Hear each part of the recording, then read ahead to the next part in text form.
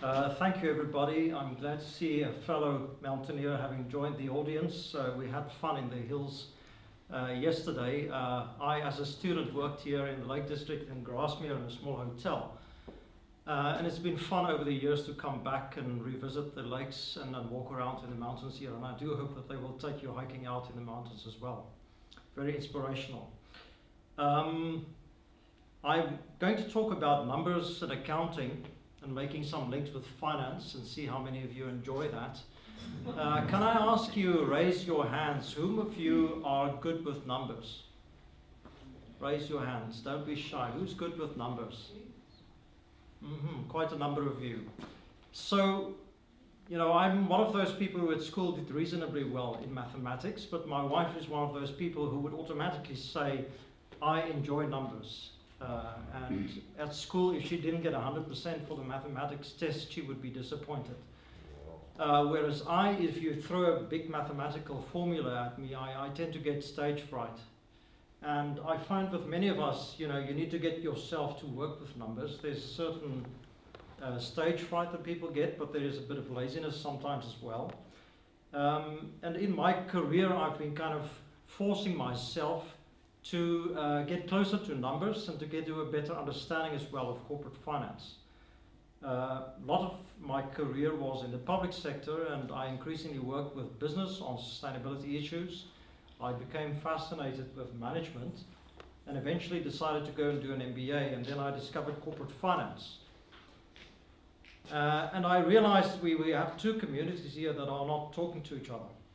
So what I'm trying to do today, what I'm very passionate about, is to get the financial accountants and the sustainability accountants to speak the same language.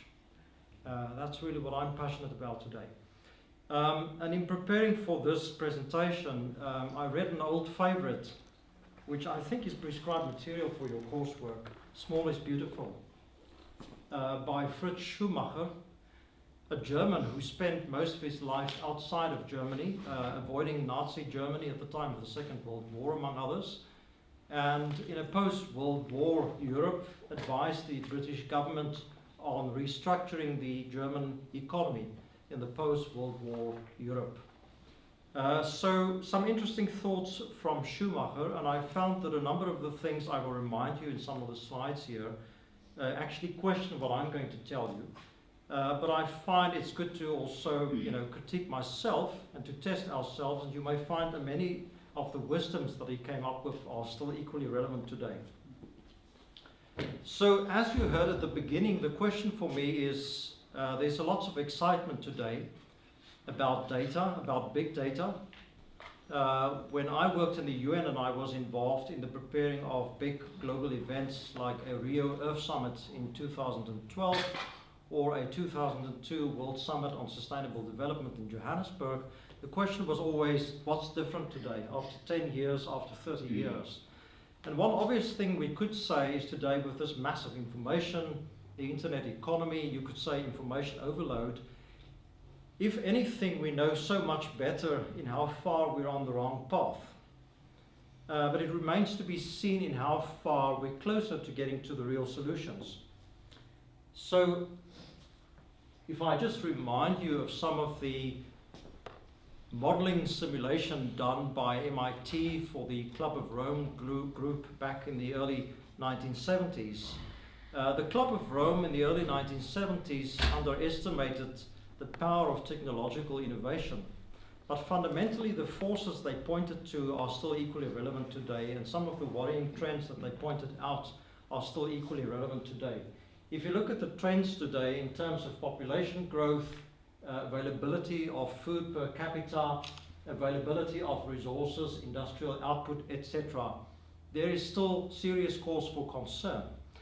And the UN-backed International Resource Panel, a group of eminent persons, scientists from countries worldwide, they do a series of reports similar to the IPC, but this is the IPCC for resource efficiency.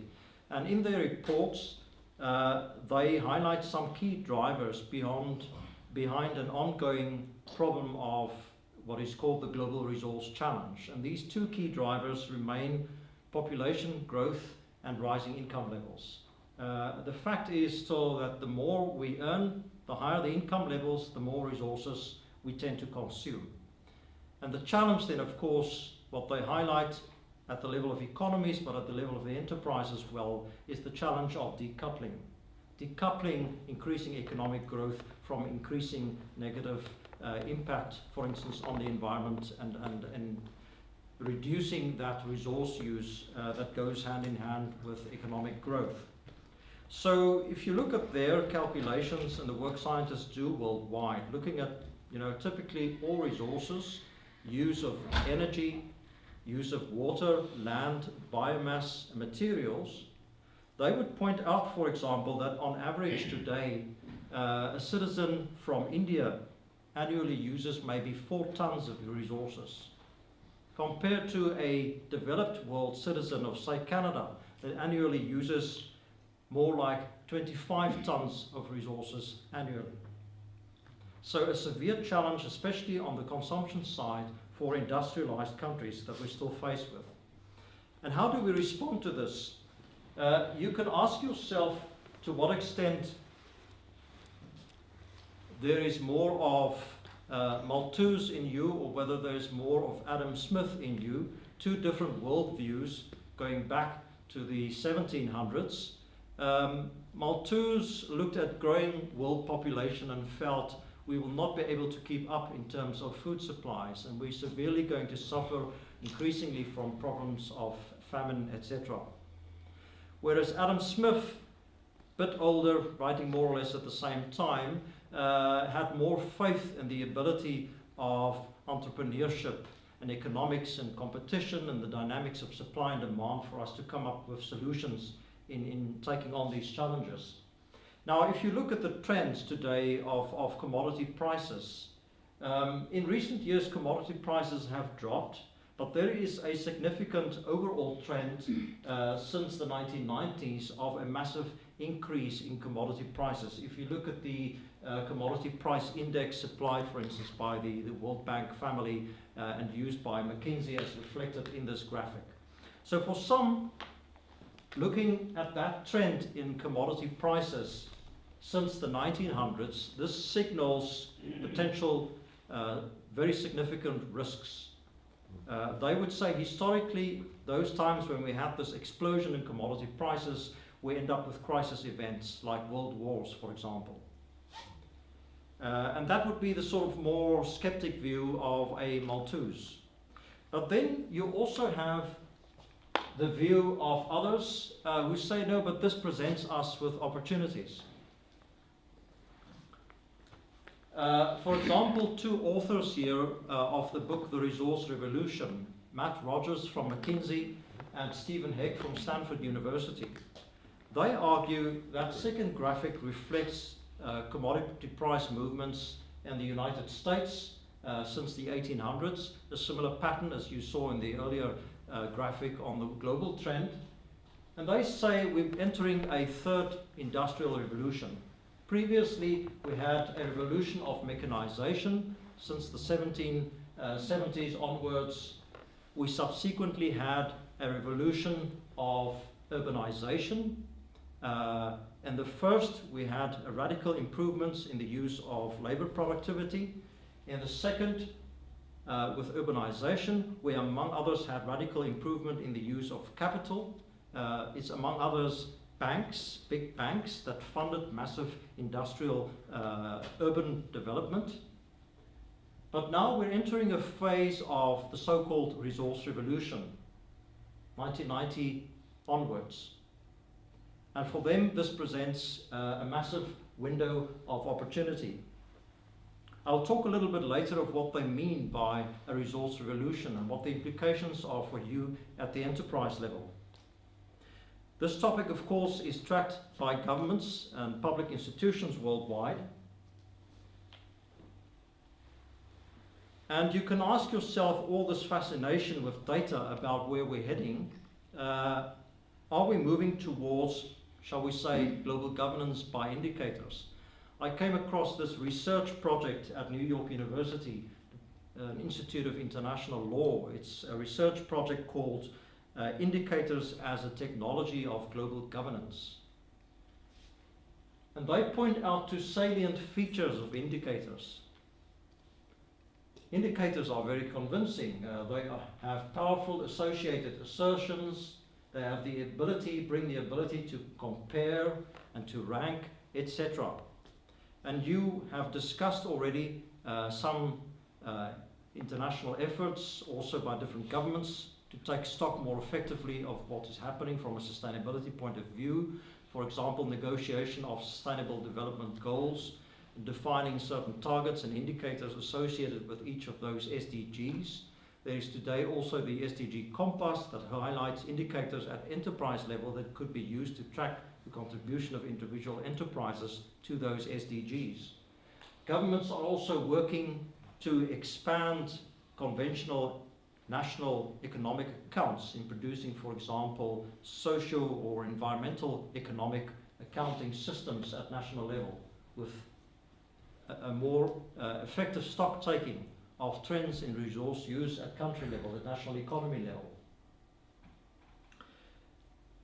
And important here as well is our ability to deal with those gaps of data and the use of proxy indicators. You will find, for example, the World Health Organization would look at an indicator such as maternal mortality rate, and for some that is a proxy, if you compare it between different countries, for the quality of health systems in different countries. So the question also becomes, yes, there are certain obvious gaps in data, but what kind of proxy indicators can we realistically use to more effectively capture trends that we are dealing with? And now, taking this to the level of the enterprise, you have today, you are aware that companies increasingly are under pressure to disclose data on all sorts of topics and to employ all sorts of non-financial indicators to measure and communicate on their performance. Today in Berlin there is also a new initiative funded by the European Commission called WikiRates, and that is an online platform that will invite the public to provide data on the performance of listed corporations. So on that public database you will have a listing of some known global companies, data related to their performance, non-financial performance, their level of GHG emissions, for example. But in as far as you have problems with that data, or as far as there are gaps, this is an invitation to experts, the public, to come and add data and reference their sources. So this is acknowledging the inability of companies just to voluntarily disclose all of this information, and inviting the public, those who are interested and have the expertise, to use that online source to fill the gaps. A colleague of mine worked with Thomson Reuters to look at the GHG emissions of the global 500, the world's 500 biggest companies. And you may find that in 2016, still well over 100 of the global 500 companies do not even disclose their GHG emissions. How is this possible? What they do then is they use an Asset4 database and they calculate those companies' emissions for them, looking at industry averages. You're a cement company, you're based in this country, on average, looking at your annual revenues, etc., these are likely to be your GHG emissions annually. So the sense today is, if you don't come up with this data yourself, the public will do the calculation for you and put it publicly available on platforms like WikiRate. But now, I don't know how many of you have been involved in sustainability reporting by the organizations that you're working. You want to raise your hands. Who's been involved in so-called sustainability reporting using the GRI guidelines? Nobody. So an international standard for companies to annually report, similar to an annual financial report, but to report on their non-financial performance. And this initiative, the leading standard here, the Global Reporting Initiative, has been in the making since the late 1990s. The question today as well is in how far investors and others are really making use of this information, this data that companies are disclosing. Is it worth all the effort? And there was this recent blog on this site, Triple Pundit, that said sustainability is missing the data party. And the sense is that all of this sustainability data that sustainability experts collect and get companies to report on, that type of data do not really drive core business or C-suite executive decision making in the same way that data on, for example, production, sales, and marketing does.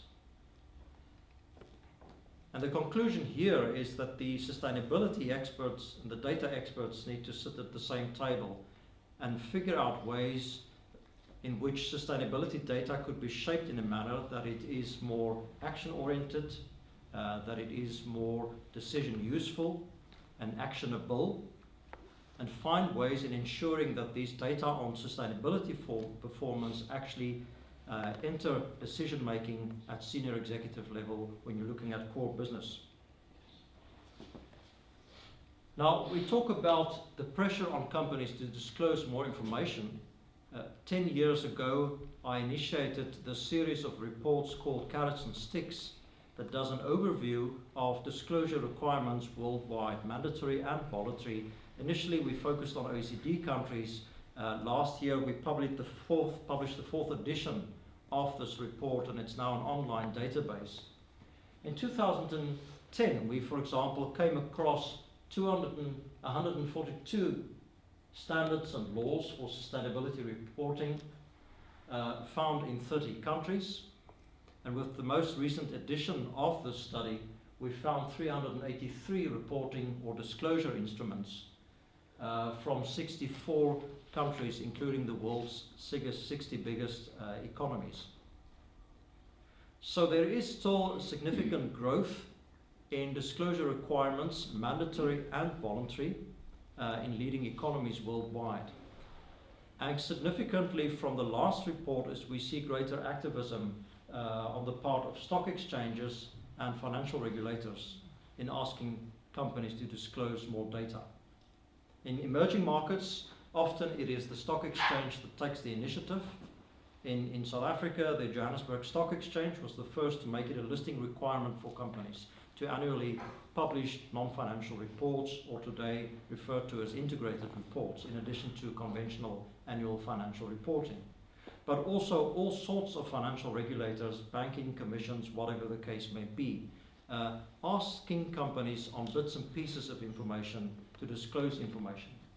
And there's a long history behind this. In countries like the Netherlands and France, the request for companies to annually publish a so-called social balance sheet with basic employment figures goes back to the 1960s.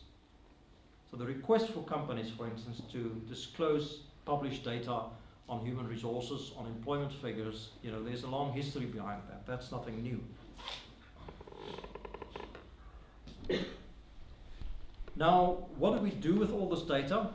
One thing at company level is the ability to use all of this data to track how intensively companies are using different types of resources, and the ability of the company potentially to live up to that goal set by bodies such as the International Resource Panel, asking companies as well to decouple growth from resource use through resource efficiency and resource productivity improvements. And here is an example from Unilever of a company that publicly committed itself to decoupling. I don't know whether you've discussed in your coursework so far the case of Unilever, the Unilever Sustainable Living Plan. Some of you may have seen this on their website, but they set themselves this goal from 2010 to 2020 to double the size of their business, but at the same time reduce their environmental footprint and increase their positive social impact. So here is a company that sticks out its neck under the leadership of the CEO and saying, yes, we want to double our size, but we're going to do this while decoupling that from resource use and optimizing social impacts in the process. Now, if I look at that goal, on the one hand, I'm quite impressed by a big company such as that committing itself to decoupling. But at the same time, from a vision point of view, the statement in the next 10 years, we're going to double the size of our business. I don't find that particularly inspirational. I mean, if I had to get out of bed every morning thinking I'm going to work now and I'm going to work to ensure that my organization or my company doubles its size in the next 10 years, I would find that somewhat depressing. What do you think? Is that something that inspires you as an overall goal for your business? It's not an upper goal. It's not an overall goal. It's not a very sustainable goal, is it? Not a very sustainable goal. I think so. Well, it's ambitious. It's good to raise the level of ambition. Yeah. Okay. They will argue that in terms of economies of scale, it's that size that brings us the ability to make these radical improvements in resource use and to offer people worldwide quality products at a certain lower price because we're producing all of these things at a certain scale. That would be their argument. Now, let's just remind ourselves what Mr. Schumacher had to say about this in his book, Small is Beautiful. His message for scientists and technologists, by the way, scientists and engineers, don't overestimate your status in society. He was very clear, you're good at improving know-how, but that is a means to an end. If we discuss ends, if we have the more philosophical discussion about meta-economics, etc., we need the social scientists. And his message to scientists and technologists was, back in the early 1970s, we need methods and equipment which are cheap enough so they are accessible to virtually everyone. We need technologies suitable for small-scale application. And we need technologies compatible with humans' need for creativity. So he was highly irritated by what he described as an obsession with giantism, and along with that, automation and mechanization. And he defined the need for so-called intermediary technologies, which he felt is more appropriate for use at a small scale, at a human scale, and it's at that scale that we more effectively respect the rules of nature and that we more effectively use resources as well. So a clear argument there against scale coming from E.F. Schumacher. Can I ask a question?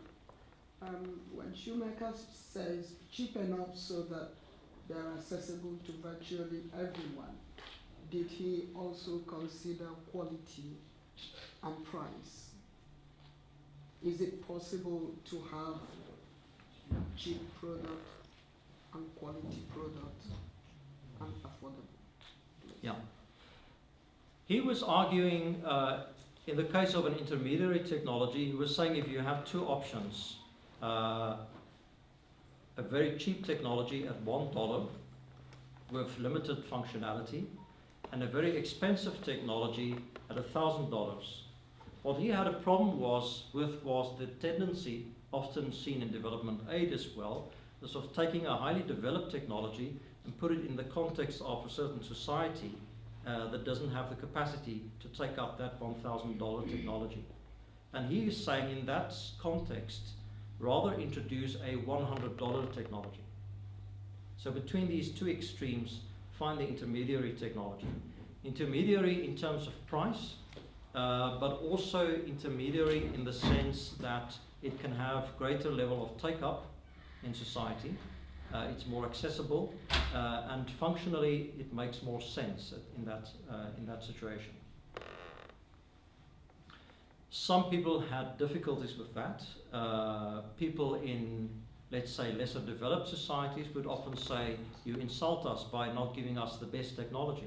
But his case was, we've had enough examples of the taking of the $1,000 technology into society where it's clearly out of context, and that backfires. Rather look at the midway and introduce the $100 technology.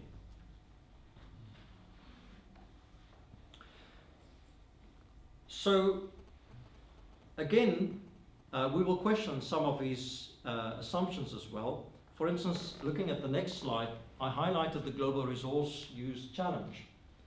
And the authors here from McKinsey and Stanford who define the possibility of a global resource revolution.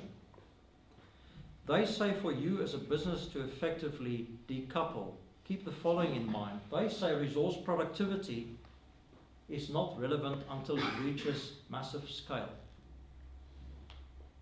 So they say after all these years, with many failed efforts for us to use our scarce resources more effectively, we need solutions at scale today. And the type of technologies required for your enterprise, if you're looking at a resource efficient technology, is a technology that introduces a 50 to 80% resource productivity improvement. So we're talking about something like a factor 5 efficiency or productivity improvement.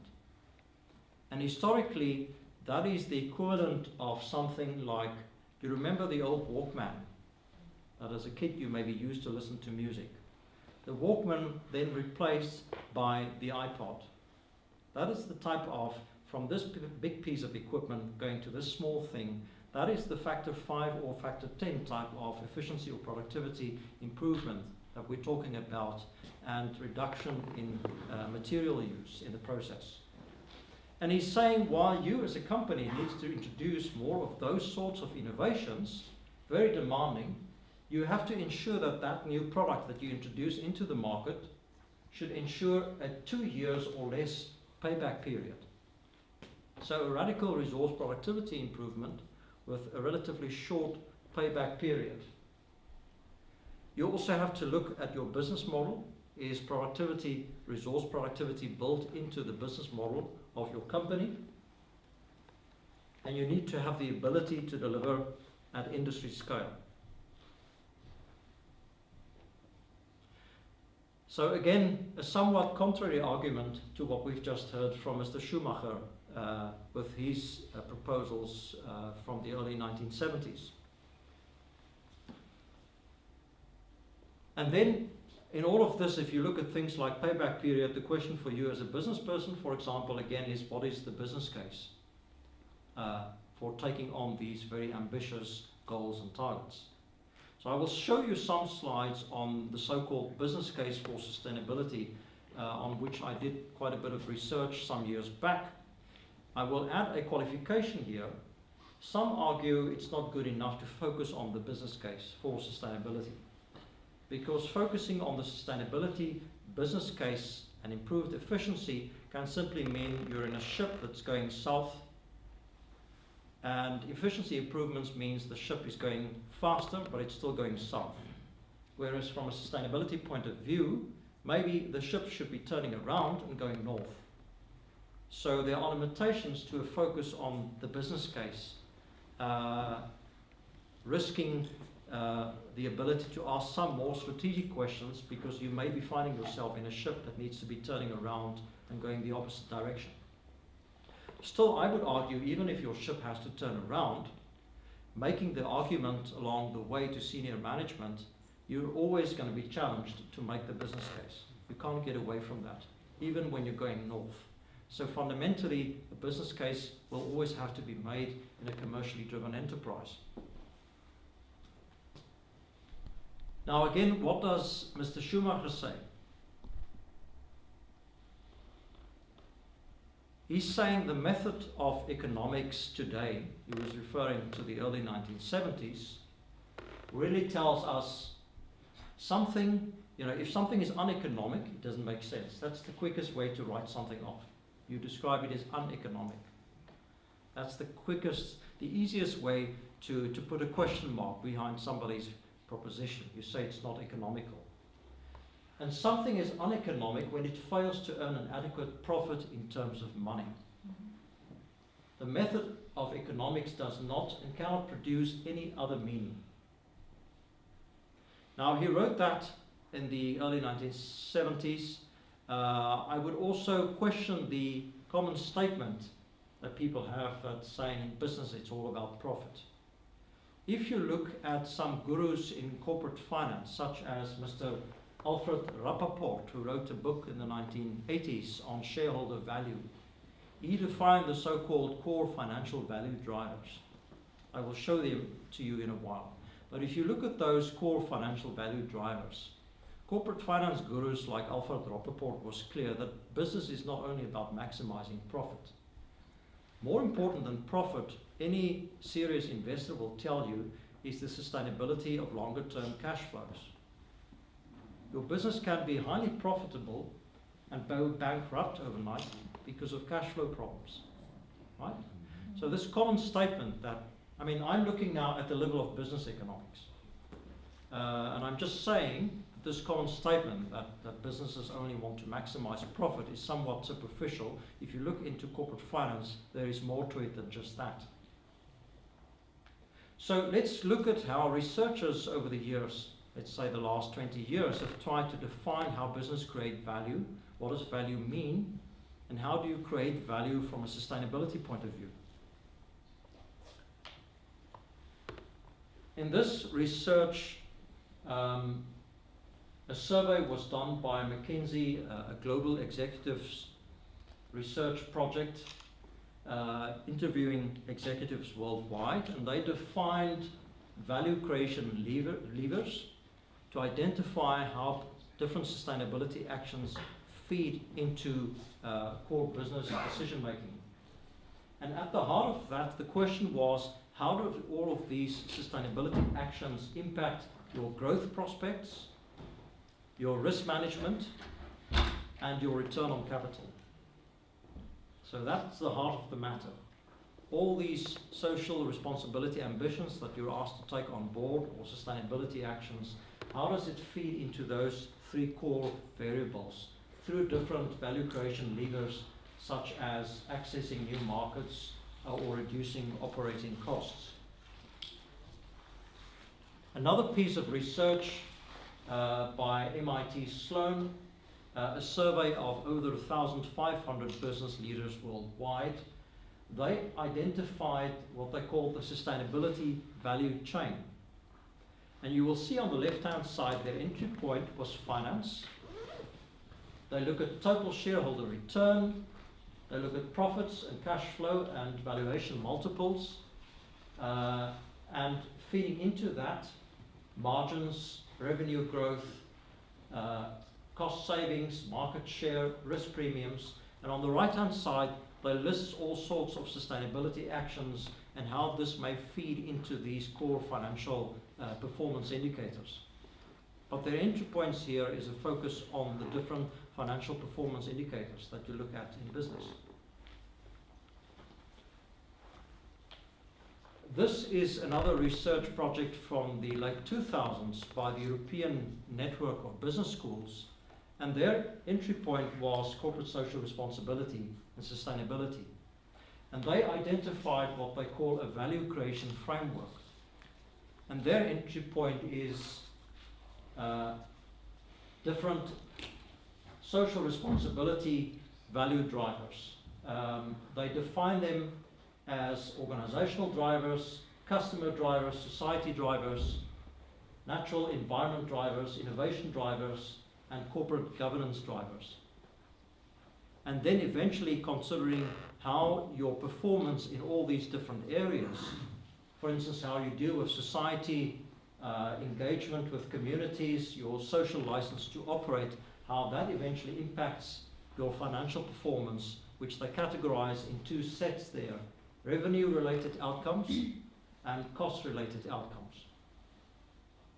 And how your engagement with the community improves your social license to operate and has a certain impact or not on your revenues, your growth opportunities, also the impact on your costs, for instance, cost of labor or risk issues that you face in your relationship with different local communities. So their entry point here is, shall we say, non-financial or social value drivers.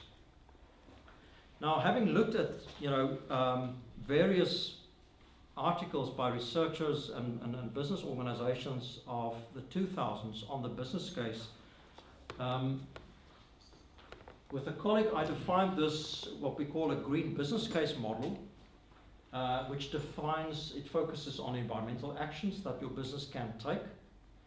But what we found is looking at the indicators people examine in the research on the business case, sometimes they're comparing apples and pears, and rather than working with only say one or two sets of indicators, what makes sense is to group these indicators in those three categories.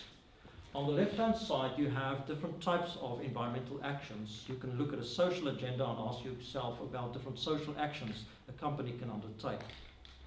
On the right-hand side, you have corporate finance, the core financial value drivers as defined by Rappaport and his fellow corporate finance gurus in the 1980s. Those core financial value drivers are growth of sales, duration of sales, in other words, not just sales growth in the last year, but what is the trend over the last 5 years, what is the duration of sales growth, impact on operating margin, your investment in fixed capital, investment in working capital, your cost of capital, and your tax rate. Those are the core financial value drivers already defined back in the 1980s. So when I discovered that in corporate finance, my question was, all these things that we as sustainability activists get so excited about, and wondering why can't we convince core business, core management to take all these things on board, we really need to push ourselves to define how do all of these ambitions and things that we recommend, at the end of the day, impact those core financial value drivers. If you can define a link with the core financial value drivers, then you'll get the interest of the CEO and the chief finance officer. But there's in the middle a set of intermediary indicators that makes the link between these two sets, and you can define a cause and effect relationship with different company examples in each of those. You can look at education and training. On the left, how that improves in the middle, let's say operational efficiency or improvement in human capital, and then on the right-hand side, how that improves your operating margins. That's how you map out the business case.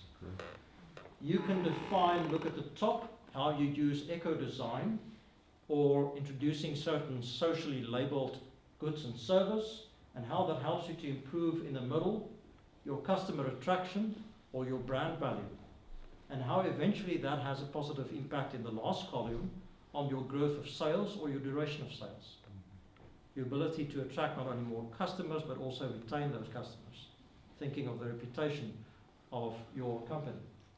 You can look at how you deal with risk management or communications, and that helps to improve your risk profile, and in the end, how that helps to improve the cost of capital that you're paying to banks and investors.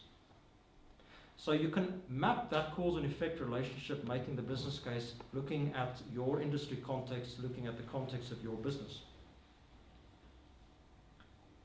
Now on value creation, recently I mentioned earlier the reporting standard, the Global Reporting Initiative for Sustainability Reporting.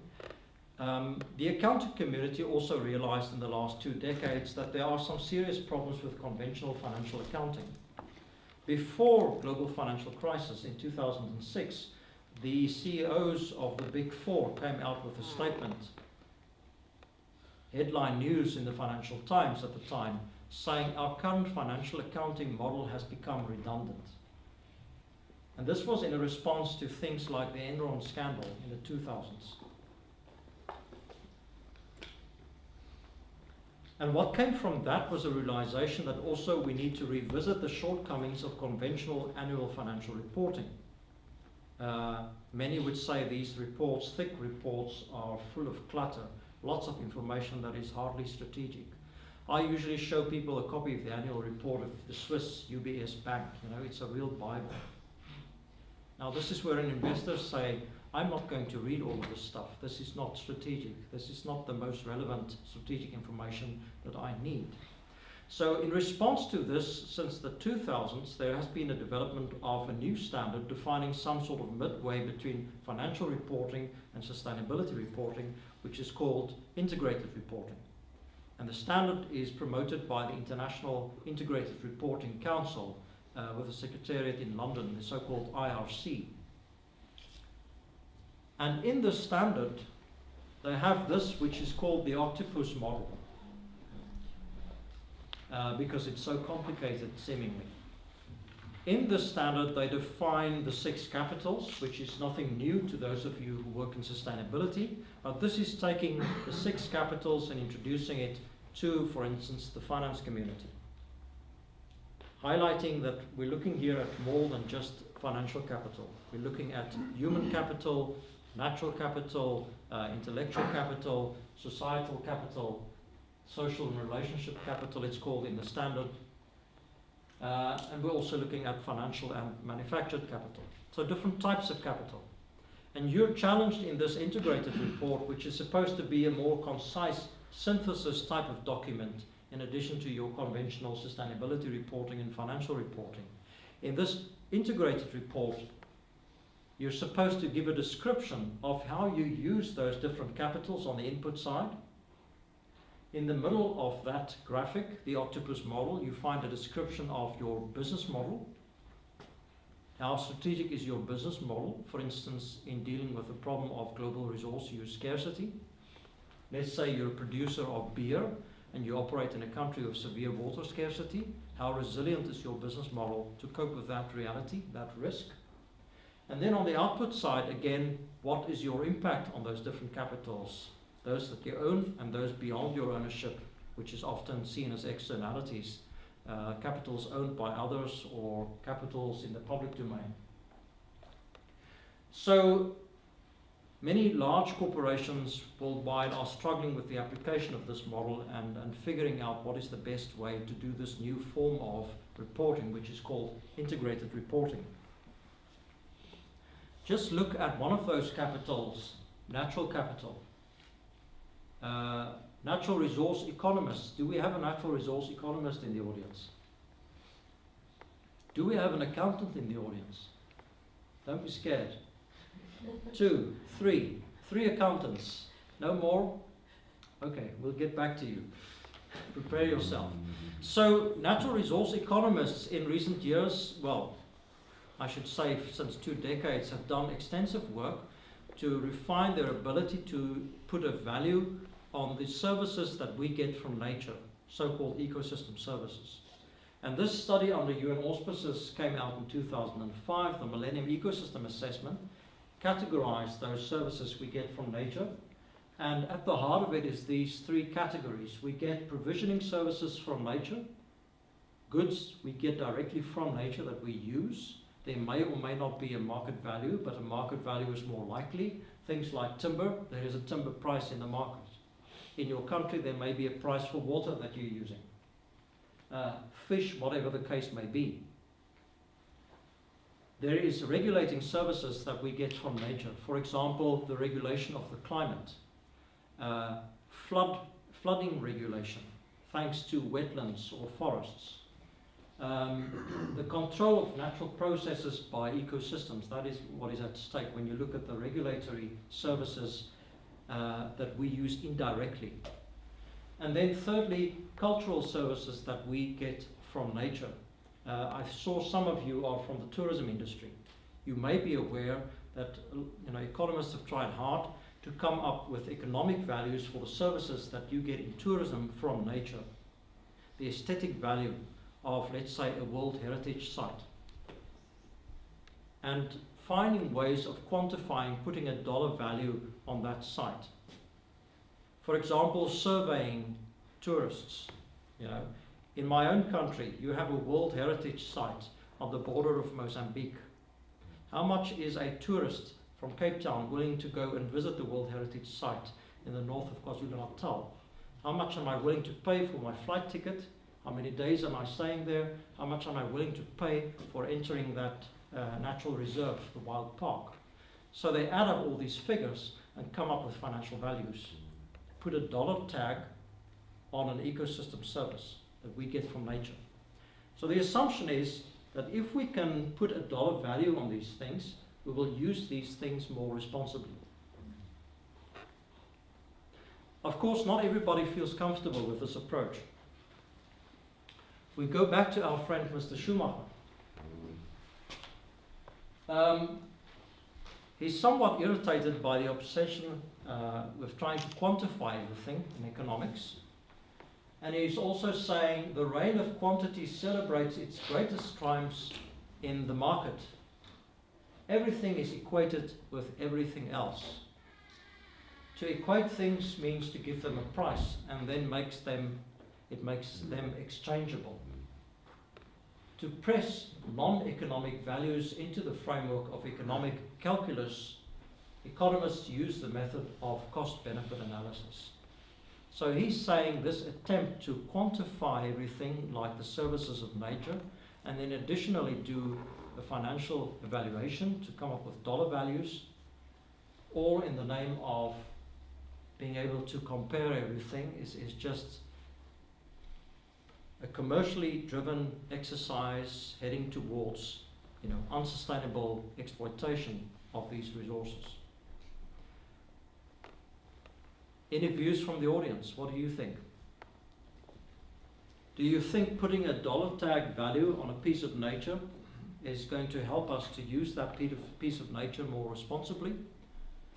Or should we rather avoid completely putting a dollar value on a service that we get from nature? I guess difficult to put intrinsic value on a piece of nature. Mathematically, it could be cheap to have a small park and a pond, but intrinsic value could be priceless for the people that live in that area. I think it's completely skewed. Okay. My opinion. So you highlight the importance of context. For instance, something is intrinsic because of the nature of the ecosystem there. The discussion on ecosystem services valuation, for example, showed the importance when you discuss biodiversity to put things in context. When we look at climate change and GHG emissions trading, you can easily say a company on this side of the planet can exchange and trade emission rights with a company on the other side of the planet. Buy and sell so many tons at a certain price, dollar value. But in the case of biodiversity, you cannot simply conserve a piece of land in Australia and sell the resultant credits to a farm somewhere in Scandinavia. Biodiversity that exchange needs to happen in the same locality. Biodiversity is context and locality specific. So that is one thing that you're pointing to when you talk about intrinsic value, is the question of context, not pulling things out of context. When you put a value on it, is there any owner of that, or are we acknowledging that belongs to everyone?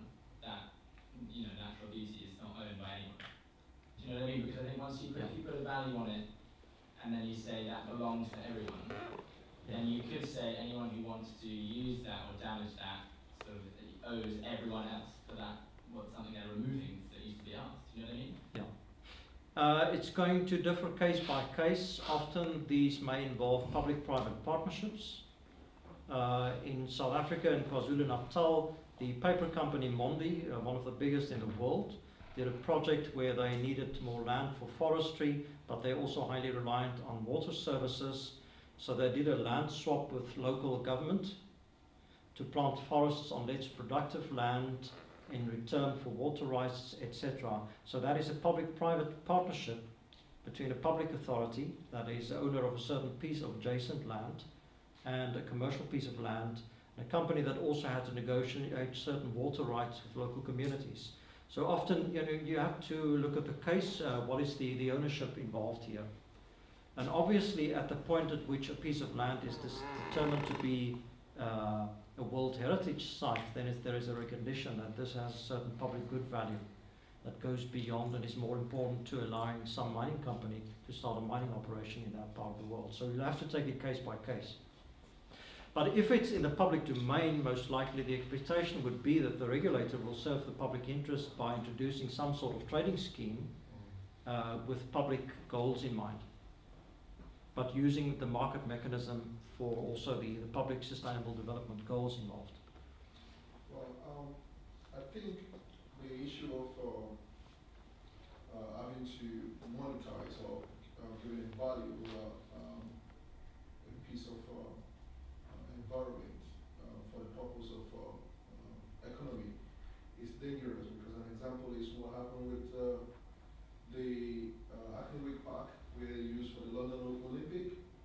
Part proposal and the plan was that afterwards some buildings going to be dismantled and everything will be restored back to nature.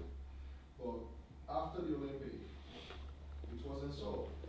Now the building stays, and then now they're being sold to sports club and also to universities and all that. So Yeah. that's returning back to nature. Yeah. So when you quantify it and you put monetary value, greed comes into it. Yeah, I mean the key thing here is the agreement that goes hand in hand with that development. Banks that sign up to the Equator Principles commit to applying certain environmental principles in commercial project funding. And there it's very clearly specified in any loan, there are certain covenants that you have to commit to. It's not only payments to the lender, the bank, but you have to introduce certain measures in that piece of, in that project, environmental management or whatever the case may be. So in the follow-up to that project, it would have to be clear, that the project developer is meeting those agreed goals, the covenants involved.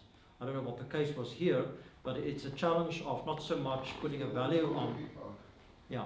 So the challenge is to ensure that whatever agreement there was between the city authority and the people involved is meeting those agreed milestones in the follow-up to the project, looking at the life cycle of the project. Then you have countries like European Union countries that are economically strong and they pay for their emissions and polluting basically, right? Yeah. But that forbids the smaller countries, not as economically strong, to build more factories or companies in their land because they just don't have the economic strength. Say Germany, they pay much more than any other country probably in European Union for their pollution, for the emissions. They, it's carbon footprint or whatever. Yeah. But the smaller countries, even though they are part of the European Union, they just cannot afford it. So I don't think it's right you buy air, natural resource. Yeah. So this is a question of you putting a dollar value on that public good or the natural good. The question is, do you get the price right? Because if you get the price wrong, it can backfire. In the European Emissions Trading Scheme, we've seen that the price of a ton of carbon was, extremely low and in that sense not effective.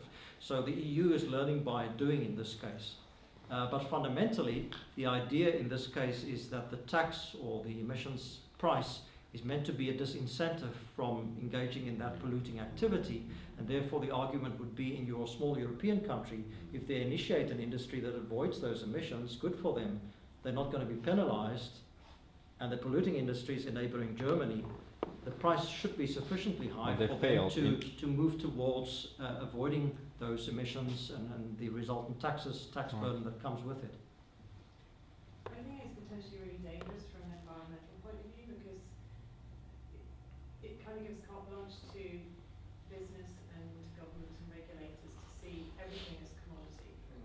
So if you want to put a road somewhere, like this is how it happens in the UK, Yeah. and there's an ancient woodland in the bay, Yeah. they say it's okay, we'll just replant the ancient woodland somewhere else. But you can't just replant an ancient woodland. There's Yeah. intrinsic value in its age, the species that are there, that you can't just replace. But my fear is that will be the way it's seen because people are not seeing the depth of its value. They're just seeing it as a financial commodity in Yeah. terms of timber. I think a key question is going to be the terms under which this happens, because in biodiversity offsetting, for example, the question is always, if I damage 1 hectare of land, how much, what volume area of land do I conserve to make up for that damage?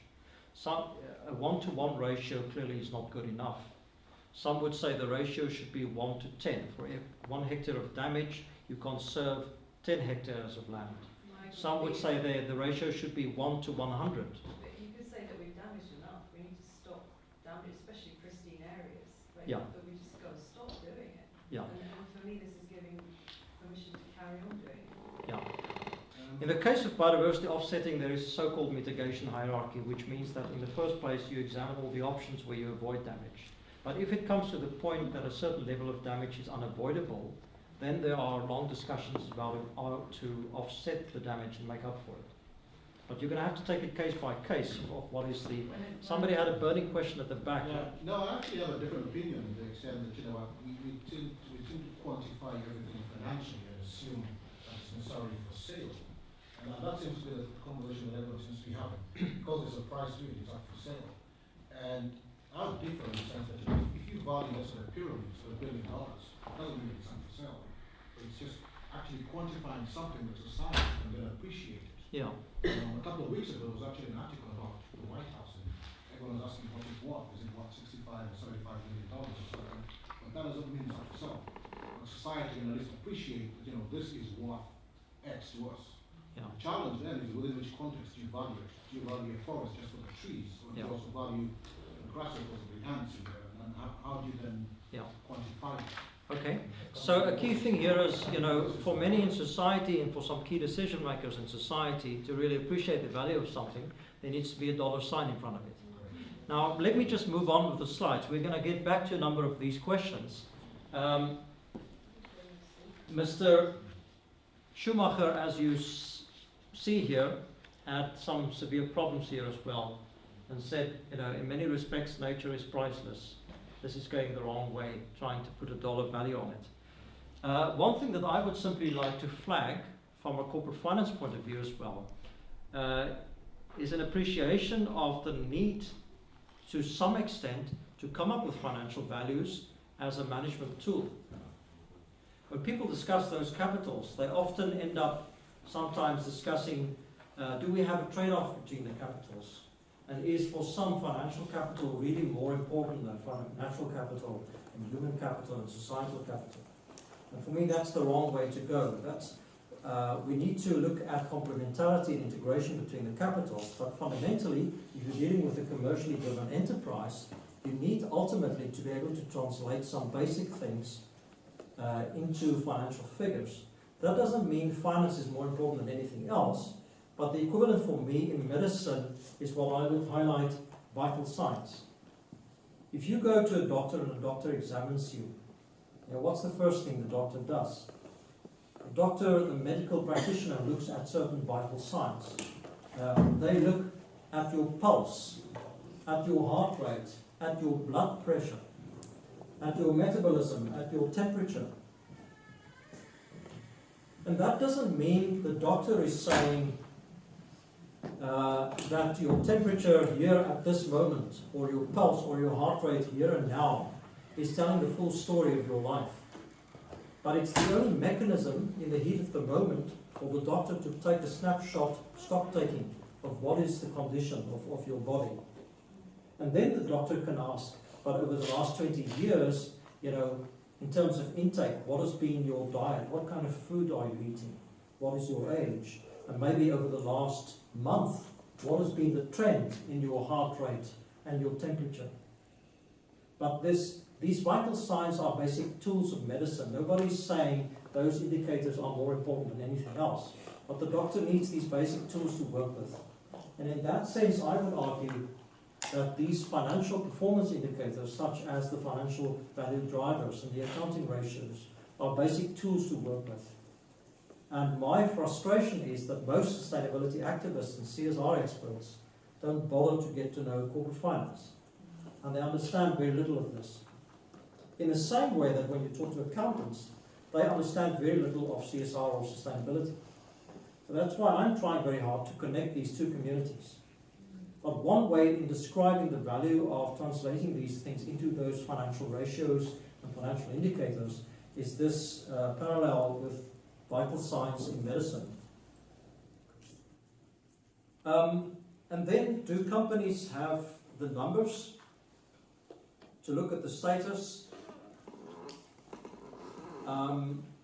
when they seek to come up with financial figures for these different types of capitals? Well, you have some leading companies now experimenting in different ways of doing so-called, so to say, non-financial accounting. Last year, the cement company Holcim, now Lafarge Holcim, the world's biggest cement company. Last year, the last 2 years, Holcim on its own developed what they called an integrated P&L. And they worked with KPMG to do calculations of what is their contribution to society in terms of costs and benefits. And they pulled up this profit and loss statement, where on the left they listed there for the year 2014, this was our retained value, basically their earnings minus dividends paid to shareholders. Then they added to that what they call stakeholder value. And stakeholder value includes salaries paid to employees. It also includes taxes paid. It includes interest paid to banks, for example, lenders, and dividends paid to shareholders. And then they start subtracting. They added up as well investments they made in inclusive business and community development. And then they start subtracting there is one big subtraction there, minus 3,555, and that is their carbon footprint. Then they also reduce, in terms of water usage and their impact in terms of air emissions. They add up towards the end secondary resources, their contribution to recycling, using secondary materials, for instance, for burning old tires or recycling, their own contribution to recycling, old concrete, etc. And eventually they come up to a figure which is their net positive impact. So that is what they call an integrated P&L. And they published a report, you can find it on their website, that lists the assumptions behind all those calculations. How did they come up with those numbers? It lists the research that KPMG did. In some cases, it refers to academic articles. So how did they put a value number on what they invested in community development? Or training of employees and the spillover effect of a trained employee that quits the company and goes into society. What economic values did they put up on all of those to come up with these numbers? Well, you can go and look at their website to see what are the assumptions behind those calculations. And in all of this, as I said earlier with those long annual reports, the question for the company becomes, what is material? What is really relevant? So the question of materiality, whom of you have in your coursework have you discussed the question of materiality? I think we got a librarian on Monday night. With the librarian. Okay. So the question of materiality, usually associated with annual accounts and reports, is what content goes into an annual report. The assumption is that only the most important information goes into that annual report. It's material information. Now there are definitions of materiality by the US Supreme Court of Justice, definitions by accounting standards, financial accounting standards. There are now also definitions by sustainability reporting standards of materiality. What do they all have in common? The bottom line is that somebody has to make a decision about an enterprise. And that person has to be enabled to make an informed decision. So that person is going to make the decision on the basis of a certain document. On the right-hand side, it could be a financial statement, or it could be some other form of disclosure. The piece of information, as you see on the left, may contain fact or error. And there may be a question about what is included there and what is omitted. Sometimes you find errors in an annual report, or something is omitted accidentally. Sometimes people did it on purpose because there's a case of corruption involved. And the person making that decision may be an investor or any kind of stakeholder, and it's an economic decision usually. Am I going to invest in a company, yes or no? But it could be an NGO that makes a decision, am I going to take action against the company? And in financial accounting, you will see that traditionally, financial accounting standards provide for the need for a decision on materiality to consider both quantitative and qualitative information. First and foremost, the focus is on quantitative information, but then additionally, consideration is given to qualitative information. For example, you're a financial auditor, you look at a company, you come across a case of a $2,000 bribe. Is that material? Should that be mentioned in the company's annual financial report, that there was a case of a $2,000 bribe? Some people would say, You know, for a company of X million revenues, a $2,000 bribe is peanuts. It's not material. Others would say it's a matter of principle. You know, you take a position against corruption, and irrespective of the amount of money, any case of corruption that I come across should be reported. It is material.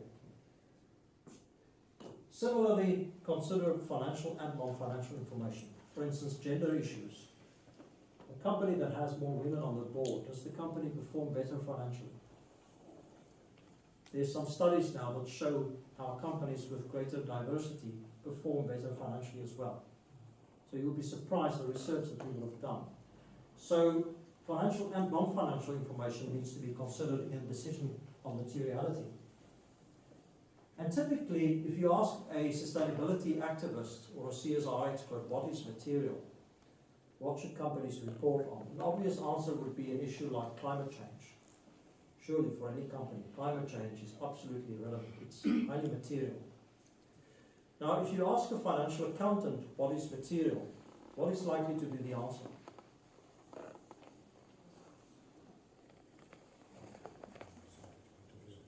More than 10% of earnings. That's the mindset of the accountant, because in financial accounting, this is quantified in financial figures. And there is a certain baseline, such as earnings or revenues, and a certain percentage of that, if I'm doing the auditing of the company's accounts and there's an error that represents a certain volume figure in financial terms, that is more than 10% of the company's earnings, then that becomes a significant error. It is material, it has to be taken up with the auditing committee, etc. The auditor feels this has to be dealt with. So the question is going to be, you know, can we converge the understanding of materiality between these different professions? And is the connection with financial performance decisive? Is something only really relevant and important when you can attach a certain volume of dollar value to it? We developed this site materiality tracker that gives you an overview of different definitions of materiality and approaches to the question of materiality. And there you will also find different tests for materiality that these different standards recommend. And typically in those 5 tests that these different standards recommend, the first test is usually, is there a financial consequence? So there is still that inherent tendency, first and foremost, to define materiality in terms of the financial significance of the event that you're looking at. And the question is also, where is that thing happening? You came across in a case of bribery or corruption, as I mentioned earlier, with a supplier somewhere in the supply chain. And if you look at these different standards, the integrated reporting standard is still very focused on the core company, which is also the main unit in corporate financial reporting, the core entity. Whereas the Global Reporting Initiative standard for non-financial or sustainability reporting puts more emphasis on the full value chain. And the idea is there that something is relevant, you know, if it's material, wherever it happens, you have to look into it. I spoke to a labor union representative who was very involved in the negotiation of the last version of the GRI standard. And this was not long after the incident in Bangladesh, where a factory burned down, collapsed, many people died. And that labor union representative was was emphasizing the fact that companies who buy from these suppliers have to take responsibility. That situation, that lack of standards is material to you, even if it doesn't fall within your own sphere of control and ownership. So that was the sentiment behind the approach of the GRI to look at the full value chain, saying if something highly significant happens in your value chain, irrespective of where it is, it becomes material and you have to address that issue. You can look at thresholds applied by financial accountants, but also thresholds applied in terms of sustainability trends. What do they mean at different levels? It could be the issue of climate change, GHG emissions. In the public domain, there is always this reference to the overall goal and overall threshold of 2 degrees Celsius change in mean surface temperature of our planet, something that we need to avoid. That is the key milestone referred to in the public discussion. But at the level of your enterprise, it starts with looking at, there is a protocol from the World Business Council on GHG accounting. And they say an error in your GHG accounting is material if it represents more than 5% of your overall GHG emissions budget. So that is a financial accounting threshold. The equivalent of what I mentioned earlier, a certain percentage of earnings. You can look at the equivalent in the case of labor issues. So again, an emphasis here for companies to be more quantitative in how they approach these things and copy some of the approaches of financial accounting to the non-financial domain. Now, who works in tourism? I saw some of you. You work in tourism. Anybody else? 2 of you work in tourism. This is just to compare what companies report in their non-financial reporting as being the most important issues or the short list of material issues. This looking at the 24 industry leaders of the Dow Jones Sustainability Index, 24 leading sustainability companies worldwide. They recently announced their latest list, Rebecca Sam, who does the research. Now, we looked at those 24 companies' sustainability reports just to detect what do they report are the most important issues. And this is research by some other institutions here. On the left, you have the Governance and Accountability Institute in the USA that looks at reporting by companies on the database of the GRI. These something like 5,000 companies, detecting what do they report to be the most material issues, looking here at the tourism sector. Then in the middle there is an institution in London called Corporate Register. They also look at company reporting, and their consultants define what they think should be the key issues for the tourism industry to report on. And finally there is an initiative in the USA, also imitating financial accounting, called the Sustainability Accounting Standards Board, and they define sector by sector what they believe are the most important issues for different sectors. So that is the list that they believe are the most material issues for the tourism industry. Now you can compare. On the left you have a listing of what tourism industry companies are currently reporting on. On the right you have 2 studies on what people think they should be reporting on. Now on the right, with the colours I noted some similarities. On the right you see, for instance, SASB saying the top 4 there are environmental issues that they believe companies from the tourism industry should be reporting on. On the left, if you look at what companies from the tourism industry are reporting on, these are recognized reporters using the GRI standard, you see very little reporting on environment. So there's a big disconnect here between what is recommended best practice and what is the actual current leading practice by companies from the tourism sector. Key issues there for tourism sector, for instance, is customer health and safety, number 10 on the left. In the middle, it's number 11, and on the right, customer and worker safety, health and safety, number 6 there. So there seems to be agreement there on between all 3 that this is a key material issue for the tourism industry. I mentioned the Dow Jones Sustainability Index industry leaders looking across different sectors. What are the key issues they report on? For 2013-14, those were the top 10 issues that they reported on in their non-financial reporting. Compare that with the more recent year, 2014-2015. Some changes there, but you see an interesting mix here of sustainability issues and conventional business performance issues.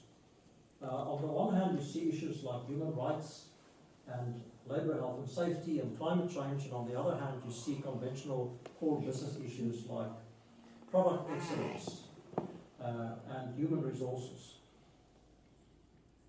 So in some respects, this signals some signs of potentially integration between the sustainability and the financial performance measurement. Which brings me to the question, the final section on integration. What does integration mean, or integrated thinking in your organization? Some ideas. What would that mean in your organization? integrated thinking?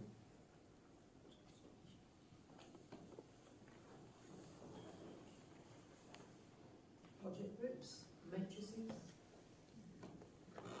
Project groups that are multidisciplinary, Yeah. people from different parts of the company, okay? Matrices that connect different departments, Bringing issues to the same platform. yes. Open floor. What is that platform? The CEO's office or what? Anything which is defined, integrating into the same platform, same level of thinking. Okay. Client centricity. Client centricity. That is a core issue that brings all issues together. Where in effect, yes, every thinking is around the client as the center of whatever you do. Okay. The quality of what you deliver to the client. Okay. Patient journey, student. Open floor plan, no clutter, Open floor plan. no clutter between the head of departments, Ergonomics.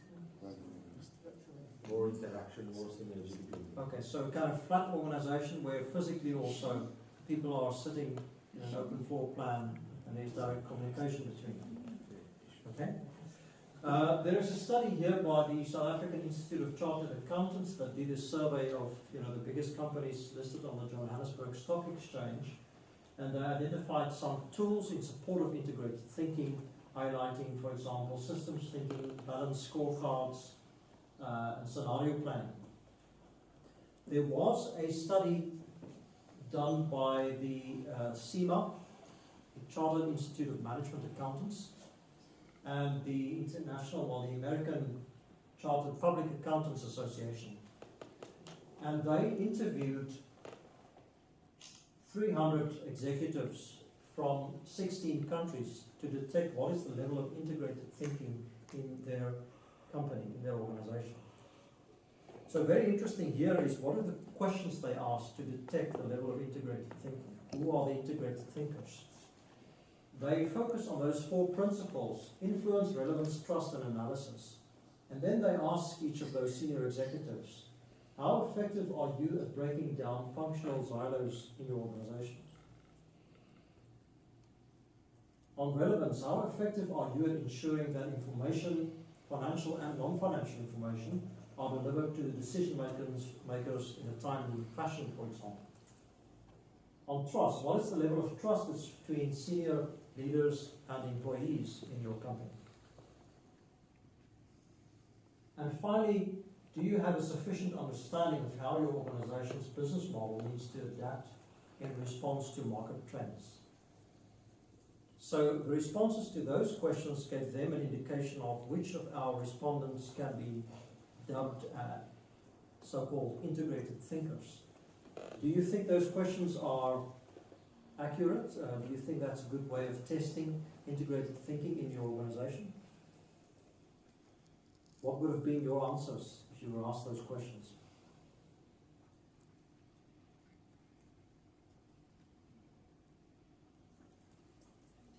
The obvious barrier that people identified when they asked about obstacles to integrated thinking in organizations is silo thinking.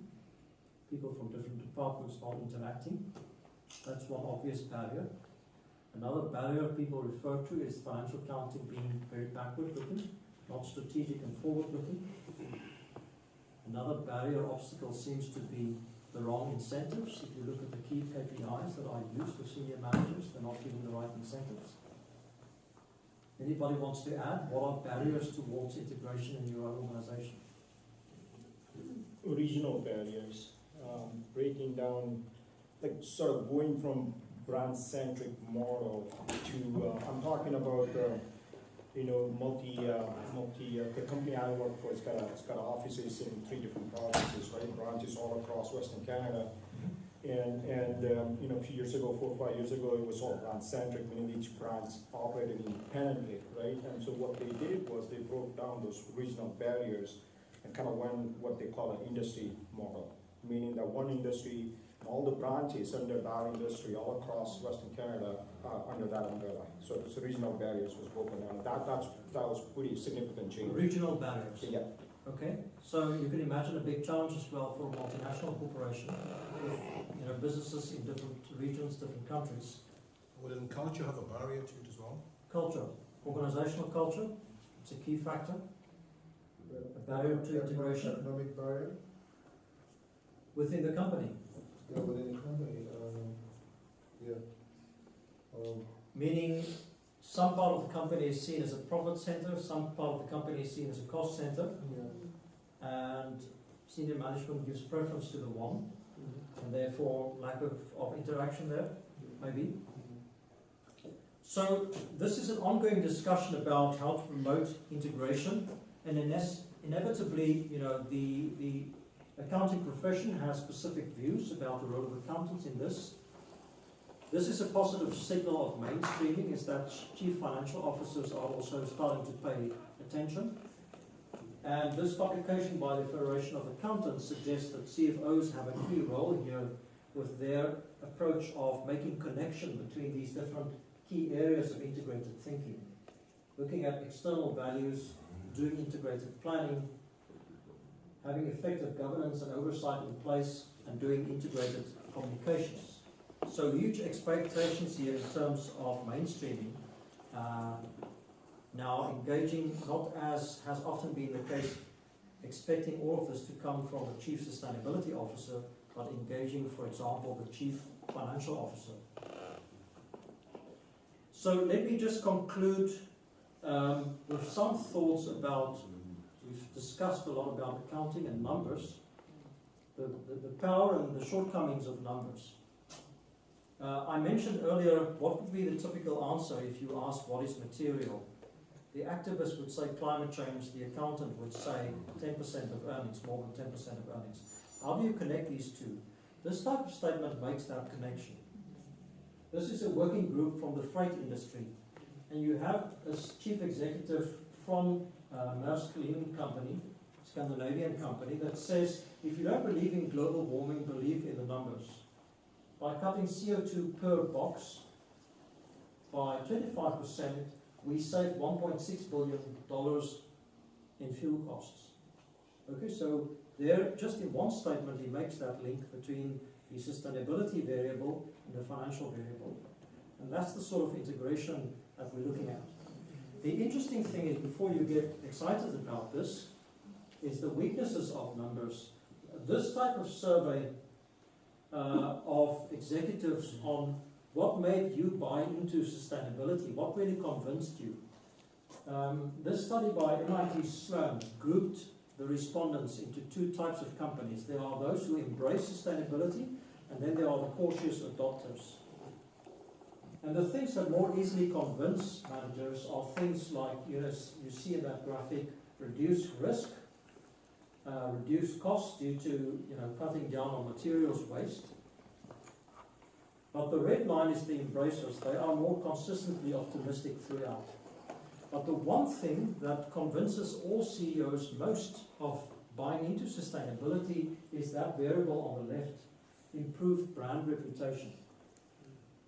And if you think of that business model graphic I showed you earlier, the area where it's the most difficult to define a cause and effect relationship in terms of 1 + 1 = 2 is the area of reputation.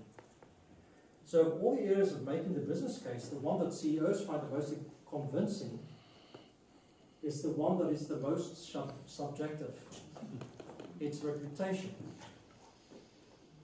And this is the question the accountant always asks me, you know, this is the key question in the company. What keeps the board member awake at night? It seems people's reputation, there's something really emotional about that really gets to them. So if you feel your efforts to quantify the business case does not deliver the speed of progress you're looking for, combine it with this emphasis of this seemingly subjective factor of, you know, reputation. And this highlights the issue of values. Some of you may know this campaign in Texas in the 1980s. The Department of Transport had a severe waste problem, a litter problem along national highways.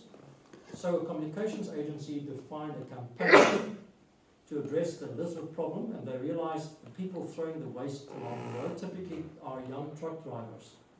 Young men, younger than 35. They throw the beer cans out of the truck windows. So the communications agency came up with a campaign with the slogan, "Don't mess with Texas." And within 3-4 years, they reduced roadside waste by 75%. The key thing is that the communications agency came up with a message that speaks to the mind of those people, the target audience. You know, for the young truck driver, don't mess with Texas really sums it up. Person at the Department of Transport initially said, can we at least say, please don't mess with it. Communications people said, no. The people we're talking to don't want please, they just want don't mess with Texas. And that became a famous campaign. So that shows you again the subjectivities involved, the values involved, the people you're trying to engage. And the question then is, how do you get consumers to use resources more efficiently? Do you choice edit on their behalf and say, like Henry Ford, the consumer can have any color of car he or she wants as long as it's black? We're just going to produce black cars.